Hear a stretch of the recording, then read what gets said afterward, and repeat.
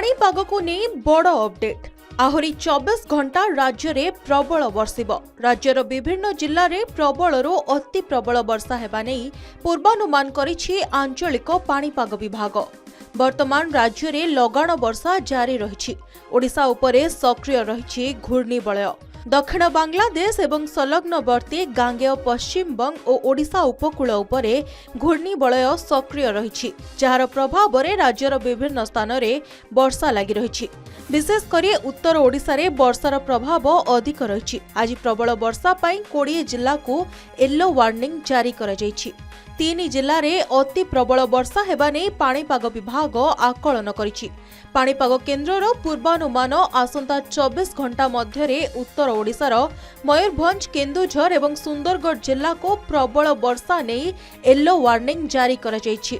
30 रु 40 किलोमीटर झटका पवन सह प्रबल रु अति प्रबल वर्षा हेबो। एथि सहित बालेश्वर, भद्रक, जाजपुर, केन्द्रापड़ा, कटक, जगतसिंहपुर, झारसुगुड़ा, बरगढ़, संबलपुर, देवगढ़, अनुगुल, ढेंकानाल, पुरी, खोर्धा, नयागढ़, गंजाम एवं गजपति जिला को बिजुली घड़घड़ी सह वर्षा नहीं सतर्क सूचना जारी करा जायछि। 1 तारिख परठारु वर्षा कमिबा नहीं आकलन करा जायछि।